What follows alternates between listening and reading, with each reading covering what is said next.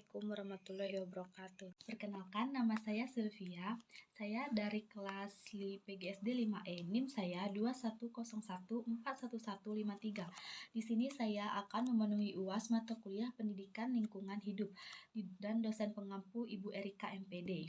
Di sini saya akan menjelaskan peran saya proyek PLH. Yang pertama itu ada pengolahan limbah. Saya berperan sebagai editor di rumah tempe. Di situ kami langsung observasi melihat cara pembuatan tempe dan lain-lain. Ada cara pembuatan tempe, pengeringan, pembuangan, dan tempe juga diolah sangat bagus, dan tempe itu harus didiamkan selama 1 minggu biar hasilnya. Yang kedua itu ada pelestarian lingkungan. Di situ saya berperan sebagai anggota membuat tempat duduk dari bahan bekas, yaitu ada botol, kardus, lem, dan lain-lain. Di situ kami mengajak warga sekitar dan anak-anak di sekitar itu untuk mengikuti membuat tempat duduk itu, biar mereka bisa atau mereka tahu untuk cara membuatnya itu seperti apa dan bagaimana. Di situ ibu-ibu dan anak-anak juga sangat suka sekali membuat tempat duduk itu. Ketiga itu ada Sekolah Adiwiyata. Di situ saya berperan sebagai anggota. Di situ kami melakukan observasi di SDN Negeri 30 Pangkal Pinang. Memang disebut Sekolah Adiwiyata dikarenakan banyak pohon-pohon dan tumbuhan yang hijau-hijau. Kami melihat secara langsung dengan mata kepala kami sendiri, dan kami melihat memang suasananya itu sangat sejuk, bagus, dan di depan kelasnya juga ada seperti bunga, seperti pohon-pohon. Mungkin siswa juga enak melihatnya karena suasananya juga sangat enak. Dan di sana juga ada seperti pohon rambutan kami melihat, dan biarpun mereka itu sekolah adiwiyata dan banyak pohon-pohon, tapi mereka itu pasti jaga kebersihannya, dan juga sampahnya juga, daun-daun itu tidak berserakan di halaman sekolah, dan justru itu tidak sangat mengganggu sekolah. Nah, dari proyek mana yang menurut kamu yang paling menantang?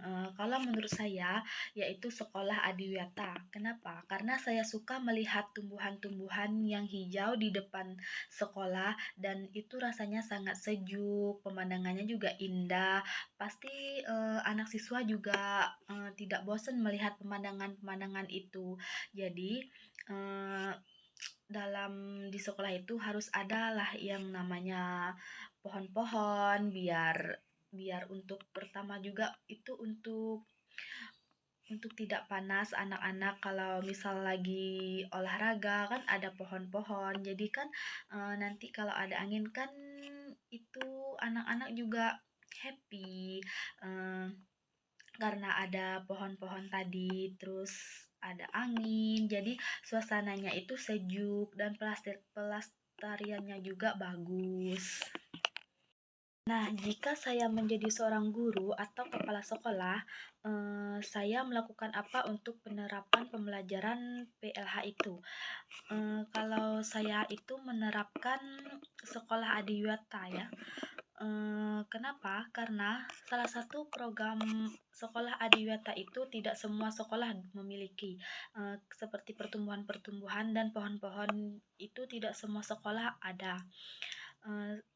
Saya tertarik kepada sekolah adiwiyata karena saya suka sekali dengan tumbuh-tumbuhan dan pohon-pohon, dikarenakan biar suasananya dan cuacanya juga sejuk. Salah satu program Kementerian Lingkungan Hidup dalam rangka mendorong terciptanya pengetahuan dan kesadaran warga sekolah dalam upaya pelestarian lingkungan hidup. Strategi atau langkah apa yang saya lakukan untuk mewujudkan sekolah adiwiyata? Yang pertama itu memahami kebijakan aturan sekolah adiwiyata. Yang kedua, tentukan kebijakan lokal. Yang ketiga, penyimbangan unsur biotik dan abiotik. Dan keempat, ada partisipasi warga sekolah. Dan yang kelima, ada budaya literasi. Dan ada juga melakukan kajian terhadap lingkungan.